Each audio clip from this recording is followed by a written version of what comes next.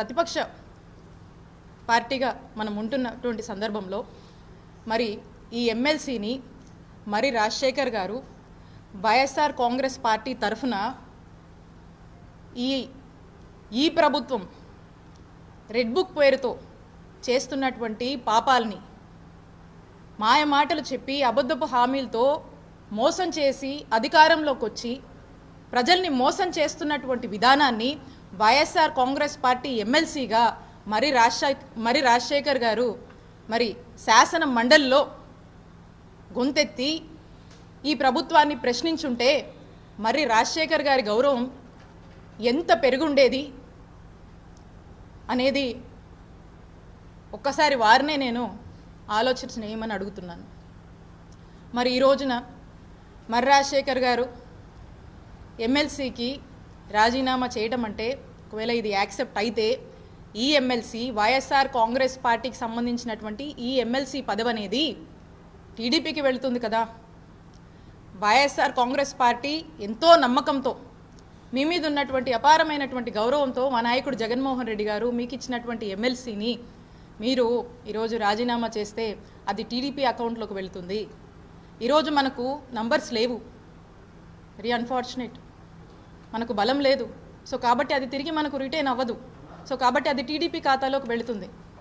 అంటే ఇంత నమ్మకంతో ఇచ్చినటువంటి ఈ పదవిని నిజంగా మీరు నిలబెట్టుకొని ఉంటే మీ గౌరవం ఎంతలా పెరిగేది అనేది ఒకసారి మీరు ఆలోచన చేయండి. బట్ ఇది జరిగింది. సో అందుకే నేను అంటాను, ఒక్కసారి అక్కడి నుంచి కూడా చూసుకుంటే ఇక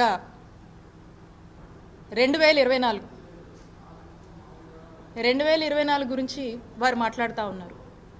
2024లో ఏమైందనేటువంటి విషయం మీకు, వారికి, ప్రజలకు స్పష్టత ఇవ్వాల్సినటువంటి బాధ్యత నా మీద ఉంది. అయితే 2024లో ఇక్కడ 2019లో నేను పోటీ చేసి ఎప్పుడు వైఎస్ఆర్ కాంగ్రెస్ పార్టీ ఇక్కడ గెలవట్లేదు. మా నాయకుడు దీవెనలతో, మా వైఎస్ఆర్ కాంగ్రెస్ పార్టీ కార్యకర్తలు నాయకుల కష్టంతో, ఇక్కడ ఉన్నటువంటి ప్రజల దీవెనతో ఇక్కడ వైఎస్ఆర్ కాంగ్రెస్ పార్టీని గెలిపించుకోవడం జరిగింది మొదటిసారిగా. ఆ తర్వాత పార్టీ అన్నాక పార్టీ యొక్క రాజకీయాల కోసం ఎన్నికల వ్యూహంలో భాగంగా పార్టీలు అన్నాక రకరకాల వ్యూహాలు ఉంటాయి. సో రకరకాల పర్మిటేషన్స్ అండ్ కాంబినేషన్స్ని పార్టీ ట్రై చేస్తుంది. ఆ చేస్తున్నప్పుడు నన్ను మా పార్టీ, మా నాయకుడు జగన్మోహన్ రెడ్డి గారు నన్ను గుంటూరు వెస్ట్ నుంచి పోటీ చేయమని ఆదేశించడం జరిగింది. క్రమశిక్షణ కలిగిన వైఎస్ఆర్ కాంగ్రెస్ పార్టీ కార్యకర్తగా నేను వారి మాటే శిరోధార్యం అనుకొని ఎదురు ఏమీ మాట్లాడకుండా నేను ఆ మాటని, ఆ ఆదేశాలని పాటించి నేను నా బాధ్యతగా నాకు ఇచ్చినటువంటి గుంటూరు వెస్ట్కి వెళ్ళి నేను పోటీ చేయడం జరిగింది. మీ అందరికీ తెలుసు గుంటూరు వెస్ట్ గురించి. ఏ రోజు గుంటూరు వెస్ట్లో వైఎస్ఆర్ కాంగ్రెస్ పార్టీ గెలవలేదు.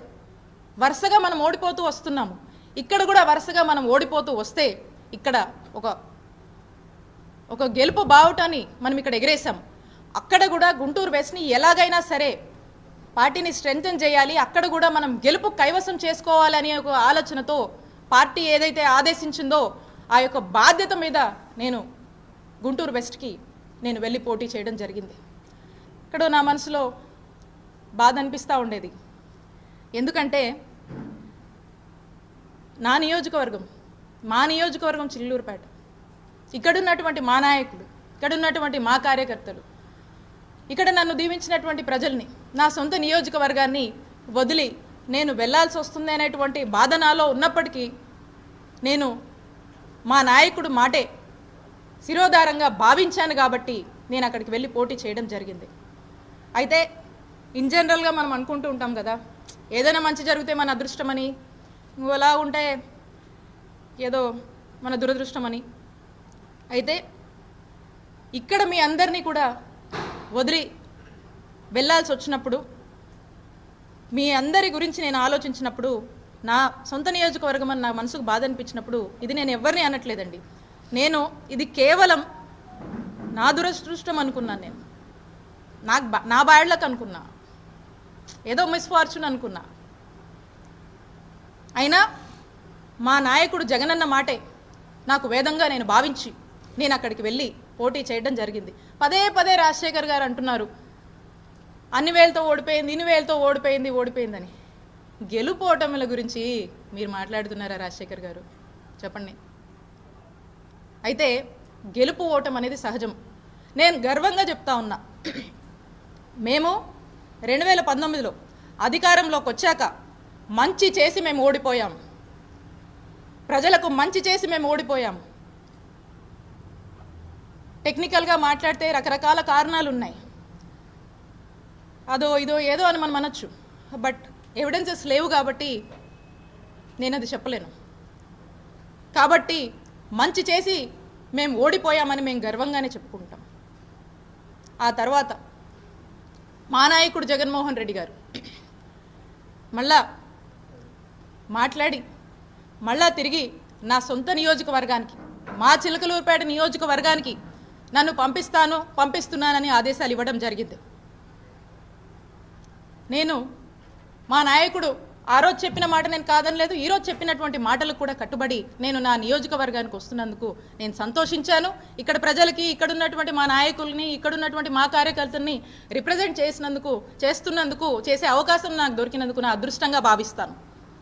మా నాయకుడు ఏం చెప్తే అది క్రమశిక్షణతో చేయడమే మాకు తెలుసు.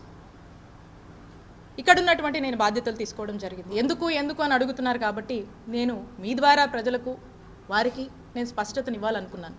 ఇక ఇక్కడ నుంచి మనం చూస్తే క్రమక్రమంగా ఈ ఓవరాల్గా కూడా క్రమక్రమంగా ఎప్పుడు తీసుకున్నా, ఎప్పుడు చూసినా మొదటి నుంచి కూడా ఆ దివంగత మహానేత డాక్టర్ వైఎస్ రాజశేఖర్ రెడ్డి గారి దగ్గర నుంచి ఆయన తనయుడు మా నాయకుడు జగన్మోహన్ రెడ్డి గారు క్రమక్రమంగా కూడా మరి రాజశేఖర్ గారికి గౌరవం ఇస్తూనే వచ్చారు, ఉన్నత పదవులు ఇస్తూనే వచ్చారు. ఎక్కడా కూడా మా నాయకుడు జగన్మోహన్ రెడ్డి గారు మరి రాజశేఖర్ గారిని మోసం చేయలేదు. మా వైఎస్ఆర్ కాంగ్రెస్ పార్టీ మరి రాజశేఖర్ గారిని మోసం చేయలేదు. ఒక్కసారి మరి రాజశేఖర్ గారిని నేను అడుగుతా ఉన్నాను, ఆ కుటుంబము మోసం చేసింది అని మీరు మాట్లాడుతుంటే ఒకసారి నాకు మిమ్మల్ని అనాలనిపిస్తూ ఉంది.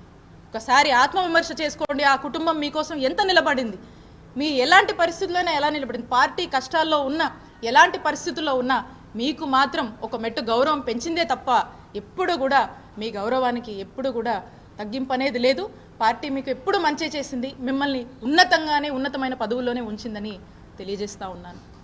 కాబట్టి ఓకే, అన్ఫార్చునేట్లీ మేము ఓడిపోయాము.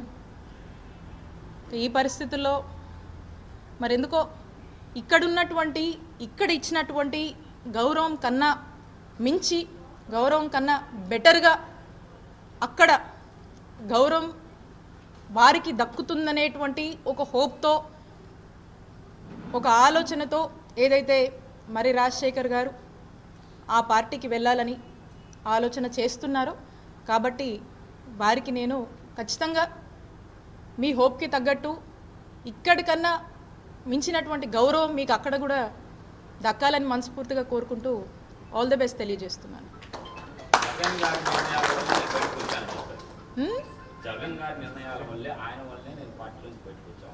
అంటే ఏ నిర్ణయం అన్నా అదే నేను చెప్తా ఉన్నా. 2004 నుంచి 2024 వరకు కూడా స్పష్టంగా అన్ని విషయాలు మీ ముందే పెట్టాను. ఎక్కడన్నా వారి గౌరవానికి ఎక్కడ కూడా తక్కువ కాలేదు. క్రమక్రమంగా పార్టీ గెలిచినా, పార్టీ ఓడిపోయినా కూడా వారిని మాత్రం ఎంత ఉన్నతమైన గౌరవమైన పొజిషన్స్లో మా ఆనాడు దివంగత డాక్టర్ వైఎస్ రాజశేఖర్ రెడ్డి గారు కావచ్చు, ఇప్పుడున్నటువంటి జగన్మోహన్ రెడ్డి గారు కావచ్చు, మా వైఎస్ఆర్ కాంగ్రెస్ పార్టీ కావచ్చు, ఇచ్చినటువంటి అవకాశాలన్నీ కూడా మేము ముందు ఉంచాను కదా. సో కాబట్టి ఎక్కడ కూడా ఆ తప్పు మేము చేయలేదు. ఇక్కడ కూడా అతన్ని పూర్తి స్థాయిలో కూడా అతనికి గౌరవం పెంచుతూనే వచ్చాము అనేది తెలియజేస్తున్నాను.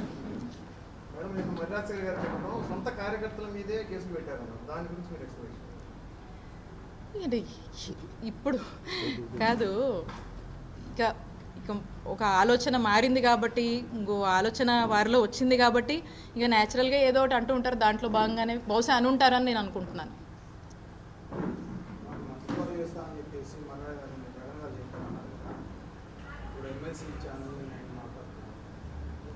అదే ఏం జరిగింది ఏంటి అనేటువంటి స్పష్టత వారికి ఉంది. అదే ఇందాక నేను అన్నా, ఇంటర్నల్గా జరిగినటువంటి విషయాలు నేను ఇక్కడ మాట్లాడలేను కాబట్టి వారికి ఆ స్పష్టత ఉందని నేను భావిస్తున్నాను.